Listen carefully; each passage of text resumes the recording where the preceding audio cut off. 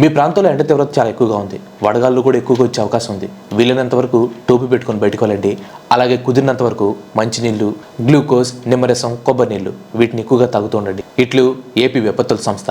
ఇలా ఈ టైప్లో మీలో చాలా మందికి వాట్సాప్లో మెసేజ్ వచ్చేసి ఉంటే ఇది చూసిన తర్వాత ఇలాంటి పంపుతూనే ఉంటారు, దీన్ని పెద్ద పట్టించుకోవద్దు అని చెప్పేసి మీలో చాలా మంది అనుకోవచ్చు. కానీ న్యూఢిల్లీలో ఉన్న ఐఎండి అంటే ఇండియన్ మెట్రలాజికల్ డిపార్ట్మెంట్ వారు మనందరికి ఒక వార్నింగ్ ఇచ్చారు.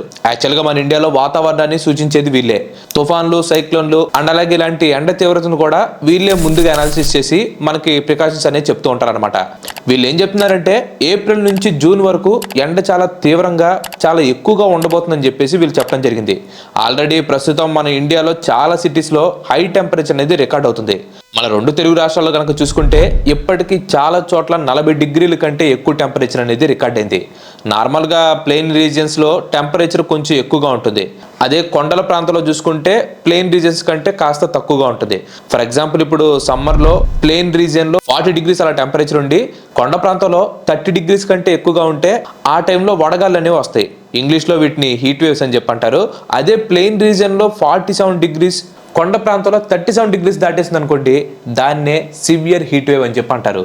యాక్చువల్గా మేలో ఇది ఇంకా ఎక్కువ అవకాశం ఉంది. ప్రస్తుతం ఇప్పుడు ప్రెసెంట్ చూసుకుంటే మన వాళ్ళు 10ంటికే బయటికి రావడానికి ఆపేస్తున్నారు. మోస్ట్లీ 10ంటిలోపే ఏమైనా పనులు ఉంటే చూసుకుంటున్నారు. ఈ హీట్ వేవ్ అనేది ఎప్పటికప్పుడు పెరుగుతూనే ఉంది, అంటే ప్రతి సంవత్సరం ఇంక్రీజ్ అవుతూనే ఉంది. ఫర్ ఎగ్జాంపుల్ ఇప్పుడు 1981 నుంచి 1991 వరకు తీసుకోండి. ఈ టైంలో దాదాపుగా 413 హీట్ వేవ్స్ అనేవి వచ్చాయి. అండ్ అలాగే 2001 నుంచి 2010 వరకు దాదాపుగా 600 హీట్ వేవ్స్ వచ్చాయి. ఈ వడగాళ్ళ వలన ఈ సమ్మర్లో మన ఇండియాలో ప్రతి 2 రోజులకు ఒకరు ఖచ్చితంగా చనిపోతున్నారు. సో మన దేశంలో అధిక జనాభా ఉన్నారు కాబట్టి మనం ముందుగానే ఈ వడగాళ్ళ నుంచి తప్పించుకోవడానికి ప్రిపేర్ అవ్వాలి. రాజస్థాన్, మధ్యప్రదేశ్, గుజరాత్, ఉత్తరప్రదేశ్, ఆంధ్రప్రదేశ్, తెలంగాణ ఈ రాష్ట్రాలన్నింటిలో కూడా ఏప్రిల్, మే అండ్ జూన్ నెలలో అధిక శాతంలో ఎండల్ని చూడబోతున్నాయి. మామూలుగా అయితే ఈ హీట్ వేవ్స్ అనేవి ఒక 8 నుంచి 10 రోజుల వరకు ఉంటాయి. కానీ ఈసారి మాత్రం ఈ హీట్ వేవ్స్ అనేవి ఇంకా ఎక్కువ రోజులు ఉండే అవకాశం ఉందని చెప్పేసి అంటున్నారు. అసలు యాక్చువల్గా ఈ హీట్ వేవ్స్ ఎలా ఫామ్ అవుతాయి అనేది ఇప్పుడు ఒకసారి చూద్దాం. సమ్మర్లో సూర్యుడి నుంచి వచ్చే ఎండ ఎక్కువగా ఉండటం వలన గాలిలో కొన్ని మీటర్ల పైన అట్మాస్ఫియరిక్ ప్రెషర్ అనేది పెరుగుతుంది. దీని వలన అక్కడున్న హాట్ ఎయిర్ కింద ఉన్న అట్మాస్ఫియర్ని కంప్రెస్ చేసి వేడి చేస్తుంది. ఇలా అక్కడది ఒక క్యాప్ లాగా లేదంటే ఒక డోమ్ లాగా తయారవుతుంది. ఇలా ఇది కొన్ని రోజులు లేదంటే కొన్ని వారాల వరకు ఉంటుందన్నమాట. అందుకనే అక్కడ టెంపరేచర్ అనేది మరింతగా పెరిగిపోతుంది. వీటినే వడగాళ్ళు అని చెప్పేసి అంటారు. ఎక్కడైతే చెట్లు మొక్కలు తక్కువగా ఉంటాయో అక్కడి వడగాళ్ళు అనేవి ఎక్కువగా ఉంటాయి. సమ్మర్ దే ఉంది బ్రో, ప్రతి సంవత్సరం వస్తూనే ఉంటుంది, ఏముంది ఇంట్లో ఉంటే సరిపోద్ది కదా, సాయంత్రం పూట బయటకు వచ్చి పనులు చేసుకోవచ్చు అని చెప్పి మీరు చాలా మంది అనుకోవచ్చు. కానీ ఈ సమ్మర్ వల్ల మన ఇండియాకి అండ్ మన ఇండియన్ ఎకానమీకి చాలా అంటే చాలా నష్టం జరుగుతుంది. అది ఎలా జరుగుతుంది అనేది ఇప్పుడు ఒకసారి చూద్దాం. మన దేశంలో అడవుల్ని కొట్టేయటం, మన అవసరాల కోసం ఫాసిల్ ఫ్యూయల్స్ని ఉపయోగించడం, ఇండస్ట్రియల్ యాక్టివిటీస్ ఇవన్నీ బాగా పెరిగిపోవటం వలన గ్లోబల్ వార్మింగ్ అనేది ప్రతి సంవత్సరం పెరుగుతూనే వస్తుంది. ఈ ఎఫెక్ట్ వలన వెదర్ ప్యాటర్న్లో మార్పులు జరిగి టెంపరేచర్ బాగా పెరిగి ఈ హీట్ వేవ్స్కి కారణాలు అవుతున్నాయి. ఈ గ్లోబల్ వార్మింగ్ అనేది చాలా అంటే చాలా సీరియస్ కండిషన్. సమయం గడిచే కొద్దీ ఇది మరీ వర్స్ట్ అవుతుంది తప్పించి నార్మల్ పొజిషన్కి అయితే రావట్లేదు. మన ఎర్త్ సిస్టమ్ యొక్క గ్లోబల్ టెంపరేచర్ 1.5 డిగ్రీస్ సెల్సియస్ కంటే ఎక్కువ దాటకూడదు. అది గనక దాటిందంటే భయంకరమైన ప్రకృతి వైపరీత్యాల్ని మనం ఎదుర్కోవాల్సి ఉంటుంది. ఇక్కడ బ్యాడ్ న్యూస్ ఏంటో తెలుసా, మనం గనక ఇదే ఫ్లోలో గ్లోబల్ వార్మింగ్ చేస్తే 2030 కల్లా ఈ టిప్పింగ్ పాయింట్ అనేది మనం క్రాస్ అయిపోతాం. ఇన్ కేసు అదే జరిగితే ఖచ్చితంగా వినాశనం తప్పదు. నెక్స్ట్ వచ్చేసి అర్బనైజేషన్. ఇప్పుడు ఎక్కడ చూసినా కానీ మన ఇండియాలో బిల్డింగ్స్ మీద బిల్డింగ్స్ కట్టేస్తున్నారు. ఈ అర్బనైజేషన్ వల్ల ఈ కాంక్రీట్ స్ట్రక్చర్స్ అనేవి బాగా ఎక్కువైపోతున్నాయి. అండ్ ఈ కాంక్రీట్ స్ట్రక్చర్స్ ఏవైతే ఉన్నాయో ఇవి హీట్ ని బాగా అబ్జర్వ్ చేసుకుంటాయి. సో దీని వల్లనే మన ఇండియాలో పెద్ద పెద్ద సిటీస్ లో అండ్ టౌన్స్ లో టెంపరేచర్ అనేది ప్రతి సంవత్సరం ఇంక్రీజ్ అవుతూనే ఉంది, కానీ అసలు తగ్గట్లేదు. ముఖ్యంగా ఈ సమ్మర్ లో ఇలాంటి హీట్ వేవ్స్ ఎక్కువగా రావడానికి మెయిన్ కారణం ఈ అర్బనైజేషనే. ఫర్ ఎగ్జాంపుల్ ఇప్పుడు మా ఊరే తీసుకోండి, మేము బీచ్కి వెళ్ళేటప్పుడు పక్కన అన్ని పొలాలే ఉంటాయి. కానీ ఇప్పుడు ఆ పొలాలు మొత్తం తీసేసి మొత్తం సదరం చేసేసి ఇసుకేసేస్తున్నారు. అంటే లైక్ రియల్ ఎస్టేట్ అనమాట. అక్కడ ఇల్లులు, ఫ్లాట్స్ అమ్మడానికి వాళ్ళు ప్రయత్నం చేస్తున్నారు. సో అలాంటివి ప్రతి ఒక్క టౌన్స్ లో కూడా జరుగుతున్నాయి. వీటి వల్ల కూడా ఈ హీట్ వేవ్స్ అనేవి చాలా ఎక్కువగా పెరిగిపోతున్నాయి. నెక్స్ట్ వచ్చేసి ఈఐ నీనో ఎఫెక్ట్. నార్మల్గా సౌత్ అమెరికా నుంచి ఏషియా వైపుకు వచ్చే గాలులు మాన్సూన్ టైంలో పసిఫిక్ ఓషన్ దగ్గరికి వచ్చేసరికి మాయిశ్చర్ కంటెంట్ లేక వేడెక్కుతాయి. వీటి వలన మన ఇండియాలో వర్షాలు అనేవి తక్కువగా పడతాయి. వర్షాలు తక్కువగా పడితే ఆటోమేటిక్ గా టెంపరేచర్ అనేది పెరిగిపోతుంది. మన భూమి సూర్యుడి చుట్టూ ఒక రొటేషన్ ని కంప్లీట్ చేయడానికి 1 సంవత్సరం టైం తీసుకుంటుంది. కానీ మన ఎర్త్ ఆర్బిట్ ఎలిప్టికల్ ఆర్బిట్ లో ఉండటం వలన మన భూమి కొన్నిసార్లు సూర్యుడికి దగ్గరగా వెళ్తుంది. And at the same time మన భూమి యాక్సెస్ 23.5 టిల్ట్ అవటం వలన మనకి ఈ సమ్మర్ సీజన్ లో టెంపరేచర్ అనేది బాగా పెరిగిపోతుంది. కానీ ఎండ తీవ్రత వడగాళ్ళ వల్ల మన జీవితాలపైన ఎలా ఎఫెక్ట్ పడుతుంది? ముందుగా వచ్చేసి పంట పొలాలు. ఈ 3 నెలలు కూడా ఎండలు చాలా తీవ్రంగా ఉంటాయి. ఇవి డైరెక్ట్ గా పంట పొలాల మీద ఎఫెక్ట్ చూపిస్తాయి. మన ఇండియా ఎక్కువగా ఆధారపడేది అగ్రికల్చర్ మీదే. ఫిబ్రవరి టైంలో సడన్ గా క్లైమేట్ టెంపరేచర్ అనేది పెరుగుతుంది. ఇలా పెరగటం వలన గోధుమలు, మిరియాలు ఇలాంటి పంటలు ఎఫెక్ట్ అవుతాయి. ఎందుకంటే ఈ పంటలు బాగా పండటానికి లో టెంపరేచర్ ఉన్న వాతావరణం కావాలి. ఒకవేళ ఎండ ఎక్కువగా ఉంటే ఈ పంటలు మెచ్యూర్ అవ్వలేవు. సో దీని వలన పంట ఎగుబడి అనేది చాలా వరకు తగ్గిపోతుంది. ఎండ తీవ్రతకి ఈ పంటలు దెబ్బతింటే ఈఐ నీనో వలన మనకు మాన్సూన్ టైంలో సరిగ్గా వర్షం పడే అవకాశం కూడా లేదు. ఆల్రెడీ ఫిబ్రవరి టైంలో మన పసిఫిక్ రీజియన్ లో సీ సర్ఫేస్ టెంపరేచర్ అనేది బాగా వీక్ అయిపోయింది. సో దీని వలన మనకి ఈసారి వర్షాలు తక్కువగా పడవచ్చు. అండ్ ఈ ప్రభావం కర్ఫ్ క్రాప్స్ కైనా, వరి పంటలకైనా, లేదంటే ఇతర ధాన్యాల పంటల మీద కూడా పడే అవకాశం ఉంది. దీని వలన ఇన్ఫ్లేషన్ అనేది బాగా పెరిగిపోతుంది. అంటే మనం కొనుక్కునే ఫుడ్ ప్రొడక్ట్స్ యొక్క రేట్స్ బాగా పెరిగిపోతాయి. అంతేకాకుండా ఈ హీట్ వేవ్స్ ప్రభావం ఫ్రెష్ ప్రొడక్ట్స్ మెయింటైన్ చేసే దాని మీద కూడా పడుతుంది. మన ఇండియాలో పాపులేషన్ హెవీగా ఉంటుంది కాబట్టి మనకి ఫుడ్ ప్రొడక్షన్ అండ్ ట్రాన్స్పోర్టేషన్ ఎప్పటికప్పుడు టైం టు టైం జరిగిపోవాలి. కానీ మన దగ్గర మనం పండించిన పంటల్ని స్టోర్ చేసుకోవడానికి సరైన కోల్డ్ చైన్ ఇన్ఫ్రాస్ట్రక్చర్ అయితే లేదు.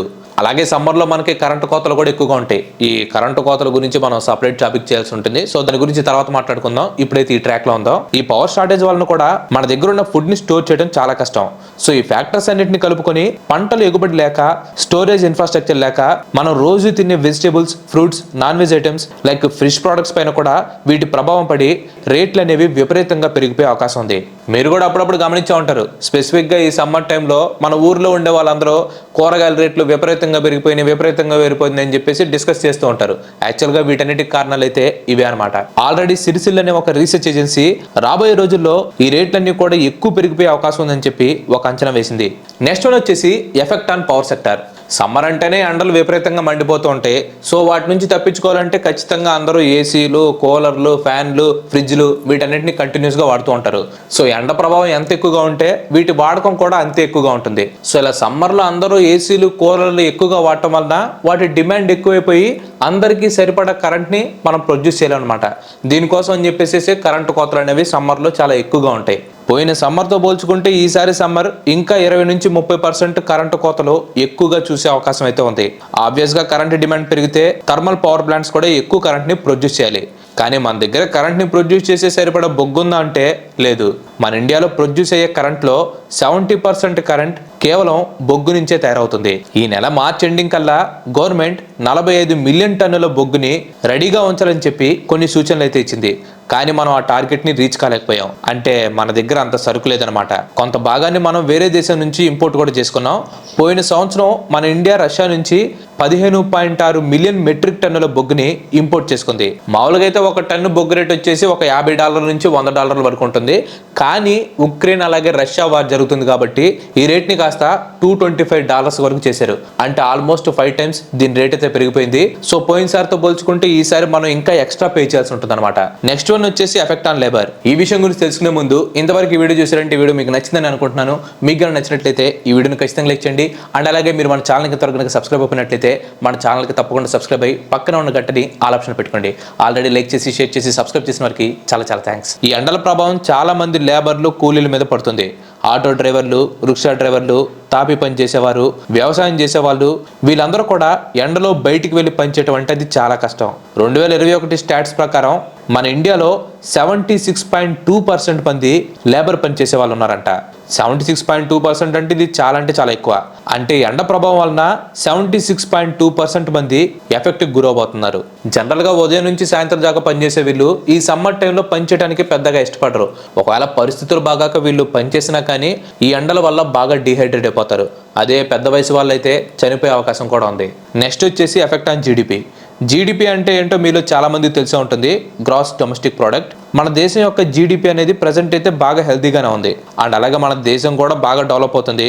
సో ఇక్కడ థింగ్ ఏంటంటే మన దేశం యొక్క జీడిపి పెరగాలంటే అందరూ కూడా ఎక్కువసేపు పనిచేయాలి. కానీ ఇప్పుడు రాబోతున్న ఎండ ప్రభావం వలన బయట ఎండలో పనిచేయాల్సిన లేబర్స్ చాలా మంది కూడా ఇంట్రెస్ట్ చూపించరు. ఆల్రెడీ ఇప్పటికే చాలా మంది ఉదయం 10 నుంచి మధ్యాహ్నం 3 వరకు బయటికి రావడానికి ఇష్టపడలేదు. ఈ కారణం వలన డైలీ యావరేజ్గా పనిచేసే వర్కింగ్ అవర్స్ బాగా తగ్గిపోతున్నాయి.